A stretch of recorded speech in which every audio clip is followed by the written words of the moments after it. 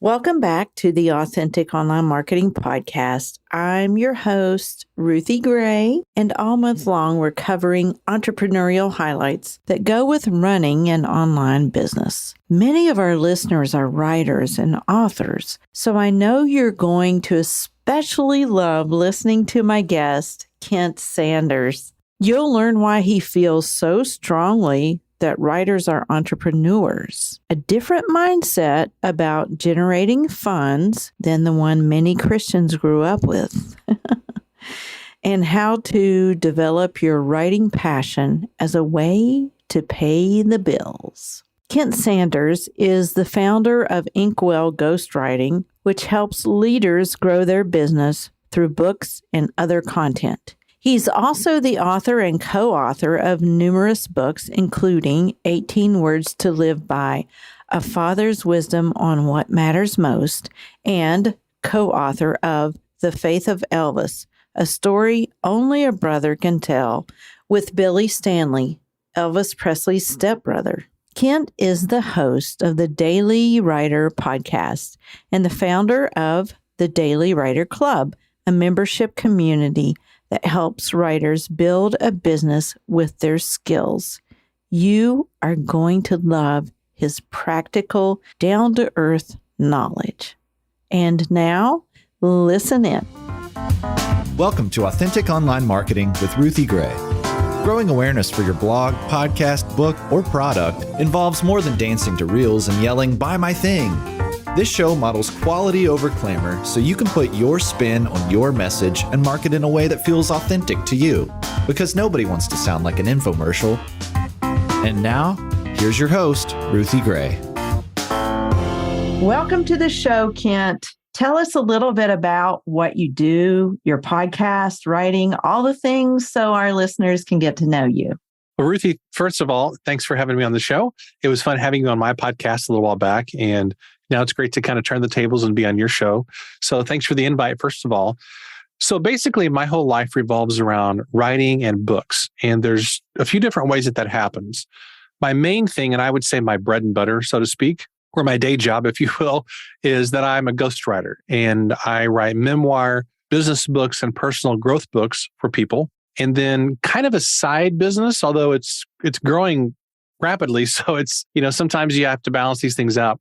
My other thing is I run I guess you would call it a brand called The Daily Writer.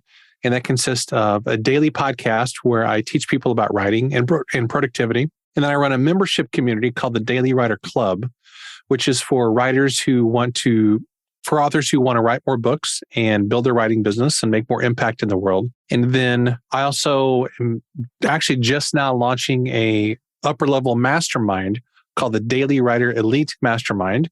That's for authors and writers who are already making some income from their business, but they want to increase that and make more impact in the world. And then I do live retreats as well. So I kind of have a host of things around this daily writer concept. But pretty much that's what I do is I think about books and writing all day, every day.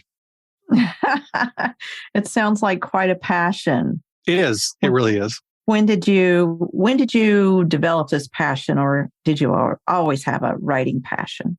Yeah, I've always loved writing, and even from the time that I was a kid, and I mean, like back in junior high school, I loved writing and creating. Whenever the teacher would give us a writing assignment, I'm thinking of my junior high English teacher. Her name was Mrs. Tull, and she was my favorite teacher in middle school because she was not only a great teacher, but she was also really inspiring. And I would love it whenever she would give us those assignments. All the other kids hated it, but I loved it because writing has always kind of been my thing. Mm-hmm. And this is a good example of how a teacher can inspire you. I remember this like it happened yesterday. One of the seminal moments in my life, and I know this sounds a little bit dramatic. I don't mean it to be, but this is really how it happened. I remember one day in class, she came up to me, and I don't remember the context of it, but she said, "Kent, I want you to dedicate your first book to me." And I was, 11 or 12 at the time or something. And that was such a key moment because I was like, oh, wow, somebody implanted the idea in my brain that I could write books and be an author. Mm-hmm. And I thought about that for about 25 or 30 years. I waited way too long to write my first book and get into that side of things. But that comment that she made really stuck with me over the years. And I guess it just goes to show the power that a teacher or a parent or maybe a pastor or some kind of authority figure can have in our lives whenever they put that seed of an idea in there. And I think as people who work with clients and do podcasting and create content, you and I and all of our listeners today, they have that same power to implant that seed within somebody's brain that, yeah, you could do something great. You can be an author. You can accomplish something. And, that stuck with me for decades. And I wish I had taken action on it a lot sooner, but, such is life, I guess. It is. We get busy, but it's that mindset thing that you can actually do this. And a lot of times all it takes is one voice just speaking that affirmation and nudging you there. And you're like, well, I can. I really like this. So maybe I can do it. Totally. So what kind of experience have you had building up to what you're doing now? How did you get all this knowledge? Boy, that's a good question. Some days I wonder if I have all this knowledge. Probably like all of us, there's kind of the public persona that we have where we try to project credibility and authority, but sometimes internally we think, man, I've got so much more to learn. And I look at this journey as very much a thing where we're all constantly learning. And sometimes I get uncomfortable with this label of like, they're an expert or something like that, because my goodness, there's so much knowledge to consume out there and so much more learning that we all have to do. But in terms of where I am now and kind of how I got here, as far as, I guess, accumulating experience and knowledge, most of it has been, I would say, a process of kind of stumbling forward.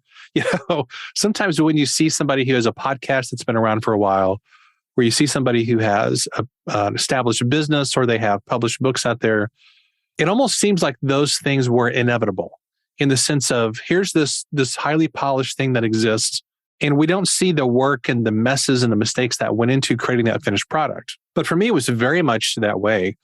I started off with blogging and podcasting almost 10 years ago. I think my first podcast was 2013, which is kind of hard to believe it's been that long ago.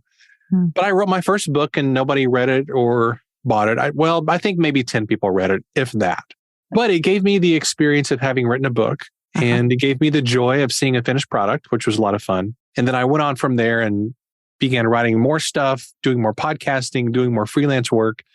And over the years, that built into what I have now, which is all the daily writer stuff, as well as a ghostwriting agency. So for me, the expression of what I bring to the world, the ghostwriting aspect and the daily writer stuff, those are sort of my containers for my passions and the way that I feel like I can serve the world. That was a really long answer to your question, but isn't it fun though? That was a good answer. And isn't it fun to be able to do your passion for your work? Yeah, I think that's important. And I know there are people who have different perspectives on that, but I just sort of feel like life is too short to be involved in work that you don't really like. And so many times we get into different types of work, or we take these jobs that we don't really like because we feel like other people expect us to, or because it's socially acceptable, or for whatever reasons that we do things that we actually do. But I think there comes a point in your life where you have to take an honest assessment of yourself and go, what do I really enjoy doing, and what am I good at doing?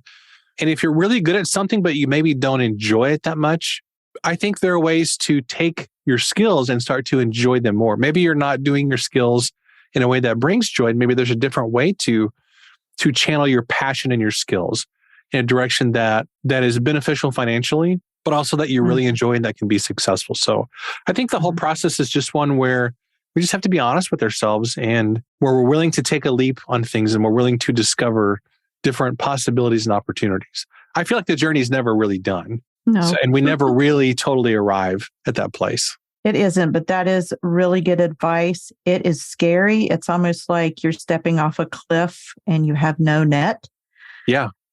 But if you have that one person, and I almost feel like we're getting into entrepreneurial advice here, but it kind of goes in hand with what we're about to talk about, marketing your book. Yeah. But you have to just take the first step. You know that you have this passion, and then you take the first step. Just same with writing. you have the passion, you write the book. Now you need to market the book. Yes. It doesn't just stop with the writing. You must market. And so we're going to talk about that today. When Christian writers come to you, what is their biggest hang up about marketing?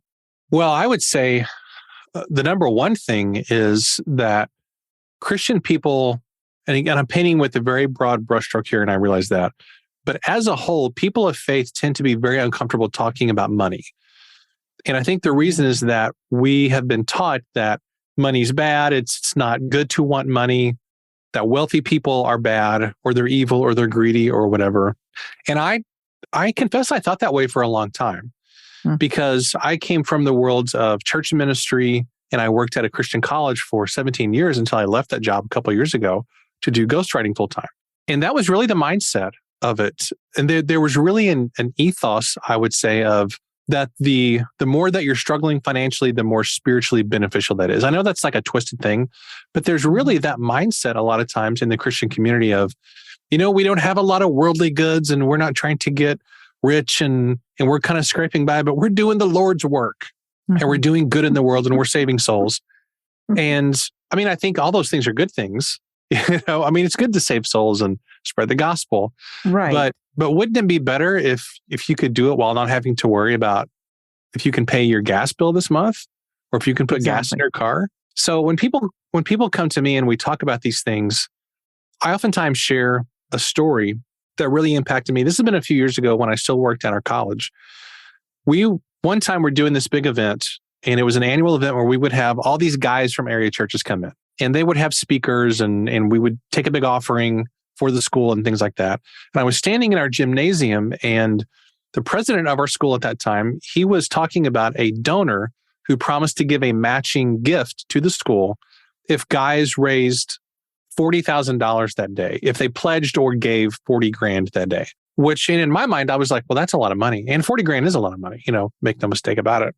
But he was talking about that. And I just had this realization of, I work for this school and I'm always on the side of having to ask for funding. A Christian college is usually asking for donations and funding. And I thought, wouldn't it be cool if I could be a business person and grow my business to the point where I could be the guy who writes a $40,000 check? Wouldn't that be something that was really cool? And I just had this light bulb moment of going, wow, that seems like a really cool goal. And the more that I thought about it, the more that I realized that every church, every Christian organization, every Christian college, really, most of the time they can exist and keep the lights on because of people who do have a business or people who do have money. And if you look at the list of donors for those organizations, many times there's a small handful of people who do have money who keep the lights on in those places. And I was like, man, it is good to have funds. It is good to make money and to be generous because when you are able to do that, then you can really help a lot of good causes. You can give a lot.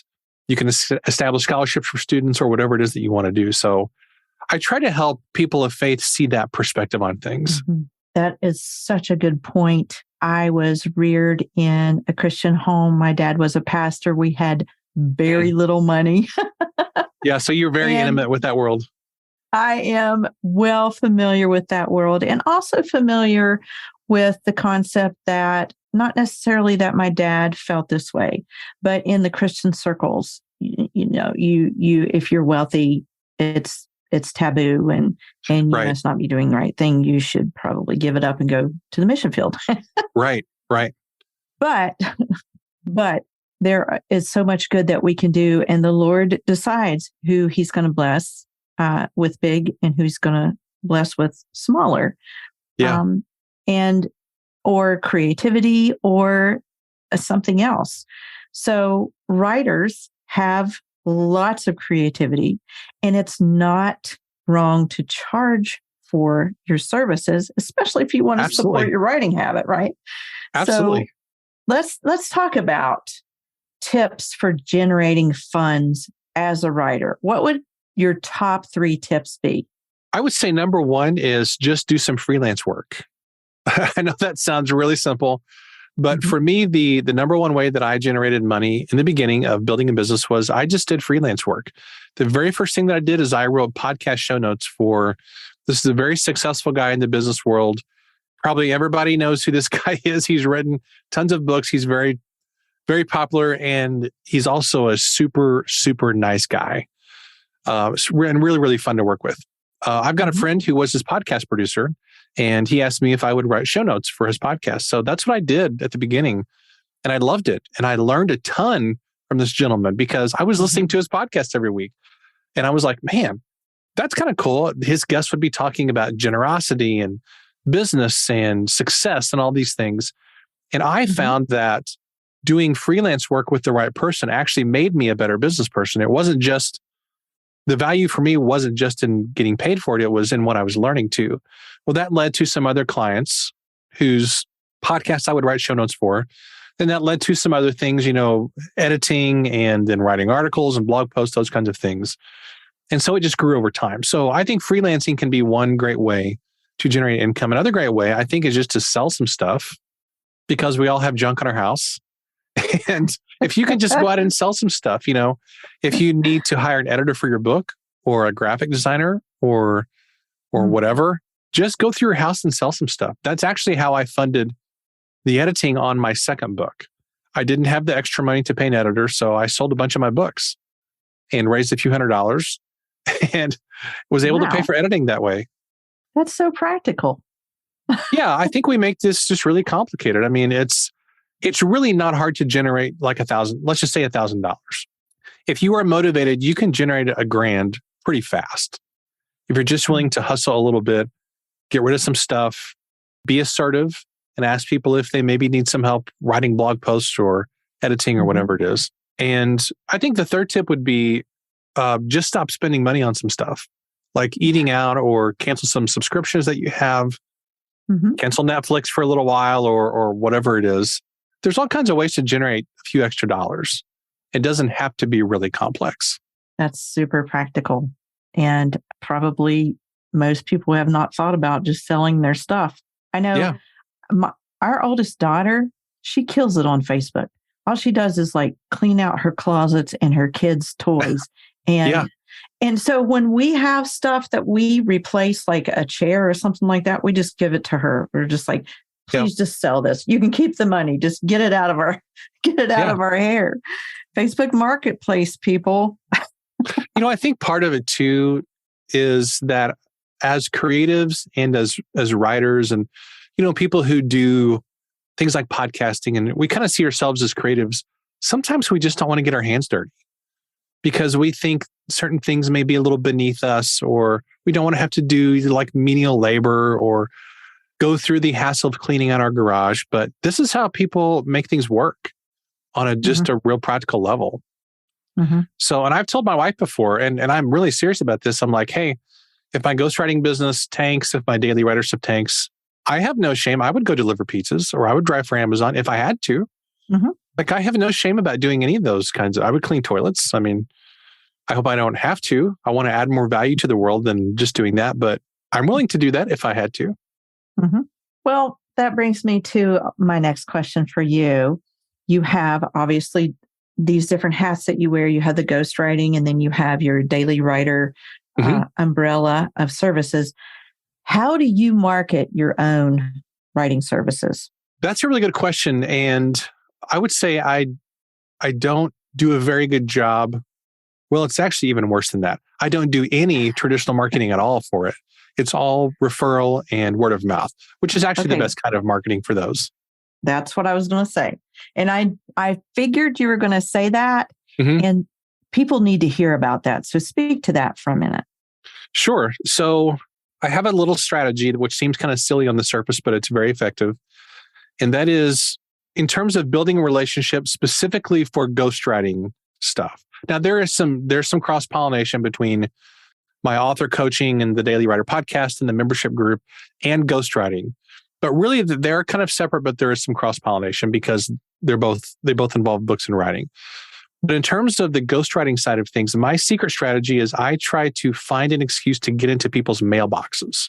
What I mean is that I try to find a reason to send a thank you note or to send one of my books or something in the mail because it's a really inexpensive way to make a good impression on somebody. I mean, it costs, a couple, $2 or $3 for an Amazon author copy of your book, which is really cheap. Costs a few bucks to mail something. And I make my own stationery. This is like super simple. I made this myself. This is my Daily Writer logo, but it's just a typewriter. So this works for ghostwriting stuff too. And then just says from the desk of Kent Sanders. I literally printed this out on my printer. I fold them myself. I know you're probably not supposed to do that in the business world, but it works for me. But I try to just find a reason to send people stuff in the mail. And when I have somebody on my podcast, I typically send something in the mail to them, a note or a book or something. If I met somebody at a conference, I'll send them a note. Or if they're a client, I'll send them a really nice gift and a note if they're a client, of course. But I just try to find reasons to do that. And I think that's effective because most people don't want to go to the hassle of sending stuff in the mail. It costs a little bit. It's a hassle to get the mailers. You've got to do the postage. You've got to have stuff to send. You've got to have stationery. But I keep all that stuff here in my office. I buy the mailers from Amazon in bulk. I keep my stationery right here. I keep a bunch of stamps. I actually have an account with stamps.com where I put stuff. I have a postage meter. I put it on the meter. I know how much it weighs. I print out the postage and I put it in my mailbox. And it's really, really simple.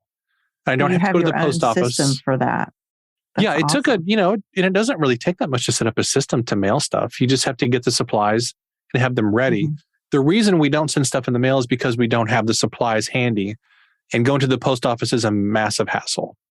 But if you can get rid of those factors and make it really simple and fun for yourself, then you'll send out a lot more stuff in the mail. And that stuff makes a huge impact because most people won't go to the trouble of doing that. We have a mutual friend that is very good at this too, Kim Stewart. She's actually the one that introduced us. And she always, every time I turn around almost, she's sending me something in the mail. If she was in my mentorship for a year, she sent me stuff. She replayed my podcast interview on her site. She sent me another thank you. It's just like Kim is always looking for excuses to get in your mailbox. Yeah. And that's a good thing. That is a kind thing. It's a dying art. I'm not good at it, but I want to be. I want to be a student of that because spreading that goodwill, letting people know that you are a real person. You're not just a screen figure or an avatar. You are real, and you hear them and you see them and you affirm them. That's a big thing.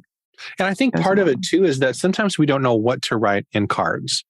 If somebody doesn't feel like they're a natural writer, the idea of sending a card and saying something meaningful might sound kind of intimidating. But my strategy for this, I feel like this sounds kind of juvenile. But so these cards are, I think they're 3x5. And I put a lot of space in between the lines. So whenever I write on this card, I might only have 3 or 4 lines, but I kind of leave a lot of space in between the lines just so that I only have to write 2 or 3 sentences. It doesn't really matter what you write in the card. It just is the idea of you took the time to send a card and people will remember that. So I just say, make it easy on yourself. Yeah, that's a great tip. I'm going to use that for my next, I have a big mailing that is supposed to go out. So I'm going to use that. So you recently on your Instagram, your Daily Writer Life Instagram, there was a graphic that caught my eye and it was 10 ways to make more money as a writer. Can you briefly speak to those 10 ways for us? So these are not the only 10 ways to make money as a writer, by the way, but these are 10, I think, I'm not going to say simple because some things are not simple necessarily, but they're things that are doable for every author and they're definitely within reach. Some of them are simpler than others. So number 1 is book sales, which is kind of the obvious one. Number 2 is freelancing, which is something maybe some authors had not thought of, but my perspective is that if you can write a book, you can also help other people write their books, or you can write content for them. I mean, my goodness, there's all kinds of things that potential authors need help with, whether it's, and just think about the things that you enjoy and that you're good at. If you're a good editor, do editing. Editing can actually pay really, really well, but you can also write your own books, on as well. So freelancing can be great. Number 3 is ghostwriting, which is something a lot of people do. That this is kind of my bread and butter. Number 4 is editing or publishing services, and maybe I would call this maybe book production services or something like that, where you're helping people with the process of cover design or formatting or book marketing or something like that. Maybe writing their Amazon descriptions, because everybody needs that stuff, and most people are not good at those things. Number 5 is speaking. Now, I don't do really any paid speaking, or I would say very, very little, because I don't think that's my natural gifting. Although I do enjoy it, I don't really like to travel that much.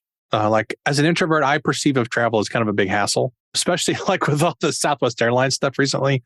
It makes me even more leery about all the air travel is like such a hassle, but that's just me. So I don't make speaking really a part of my business. Number 6 is coaching. I do a little bit of author coaching. And if you have a skill, you can coach people on that. That number 7 is courses. So if you have a book or you have some kind of content that's in a system or a framework, you can make a course out of that. Number 9, or is it number? No, I'm sorry. Number 8 is, I should have numbered these. Number 8 is products. You can have all kinds of different products based on your message or your framework or whatever your brand is. Number 9 is memberships and masterminds. So I have a membership called the Daily Writer Club that generates, it's not passive income, but it's recurring income for me. And I love that model, because the way that I have it set up now, I could have easily 100 more members, and it really wouldn't be that much more work. I'm doing the content anyway. I'm doing the calls anyway.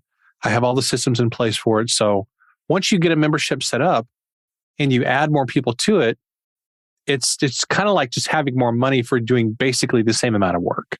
So I love memberships because it's a great way to help people. And masterminds, which is sort of a higher level version of a membership in some ways.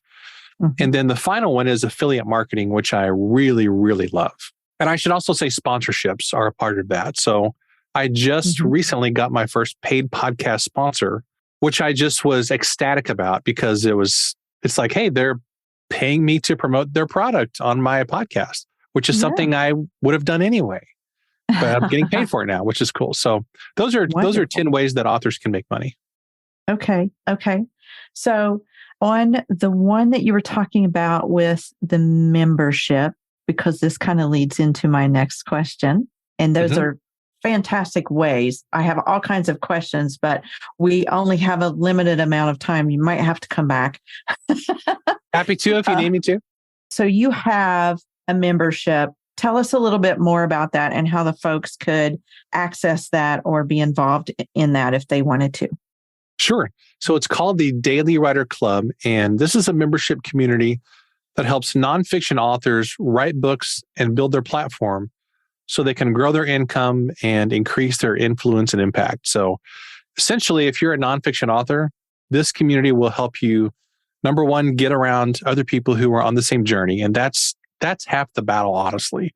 It's not just about knowledge or skills. It's also about being around a supportive group of people who are running the same race that you're running and who are going to support you. That's huge.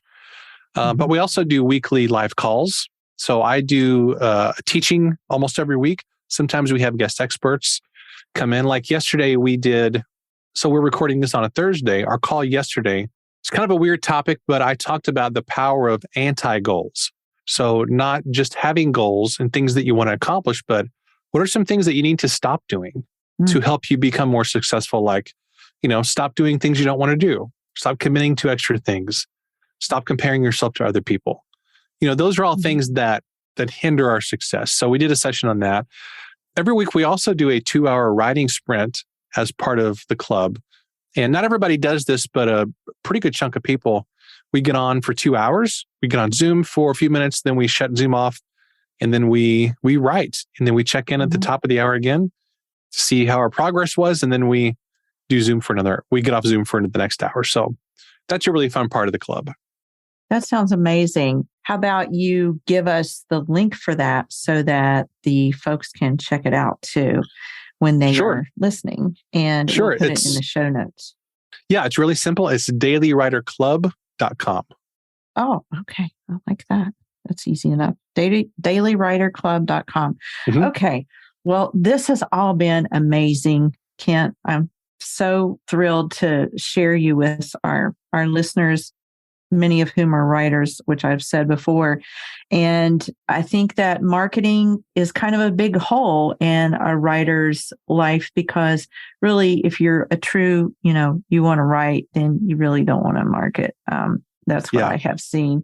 And that's how I used to be. But that's why we're here now for Authentic Online Marketing. So tell the folks where they can connect with you. So the best place is go to my website, which is dailywriterlife.com. Now, if they go to dailywriterclub.com, it's really, that just redirects to dailywriterlife.com, to a specific page for the club. But then they can email me at kent@dailywriterlife.com if anybody would like to chat or has questions. Then I do a podcast called the Daily Writer Podcast as well. So as you can see, pretty much it's all Daily Writer. And in fact, my family, they rib me quite a bit because they're like, oh, you should get like a Daily Writer tattoo or, a hat or something, because they hear me talk about it all the time. But I love it. Yeah. I think it's important.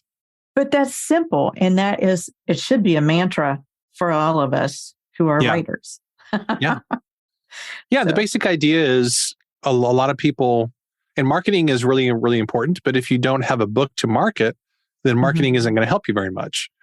So I'm all about helping people develop the habits and the success strategies to actually help them get their writing done.